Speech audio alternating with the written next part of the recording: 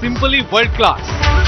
ब्रेकनंतर आपल्या सगळ्यांचं पुन्हा एकदा स्वागत। सांगली जिल्ह्यातील पूर्वेकडील तालुक्यात ज्या शेतकऱ्यांनी पेरण्या केल्या होत्या ते पीक उगवलं नाही, मात्र आता पाऊस नसल्यानं ही पिकं सुकू लागली आहेत आणि यामुळे शेतकऱ्यांचे डोळे आता आभाळाकडे लागलेत। येत्या 2-3 दिवसात पाऊस झाला तरच उगवलेली ही पिकं जगतील, अन्यथा ही पिकं सुकतील अशी परिस्थिती आहे। तासगाव तालुक्यातील पिकं सुकू लागल्यानं शेतातून आढावा घेतलाय कुलदीप माने यांनी।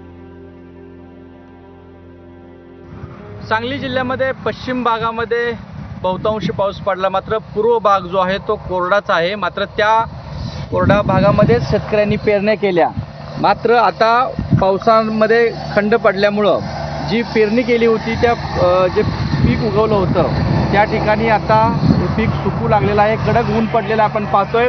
तासगाव तालुक्यातील एका शेतामध्ये आपण सध्या आहोत। मक्याचं हे जे पीक आहे आता पेरणी केल्यानंतर उगवून आलं, मात्र आता पावसाची गरज आहे या पिकाला। नेमका या काळामध्ये पावसाचा खंड पडलेला आहे आणि त्यामुळंच शेतकऱ्यांचे डोळे आता या भागातील पावसाकडे लागलेले आहेत। कारण आधीच 1 महिना सव्वा महिना खरीपाची लेट उशिरा पेरणी झालेली आहे आणि त्यामध्ये अशा पद्धतीनं आता पावसाचा खंड पडलेला आहे। दुसरीकडं पिकं अशा पद्धतीनं वाळू लागलेली आहेत। त्यामुळे दुहेरी संकट सध्या या सांगली जिल्ह्याच्या खास करून पूर्वेकडील तालुक्यामध्ये दिसून येते।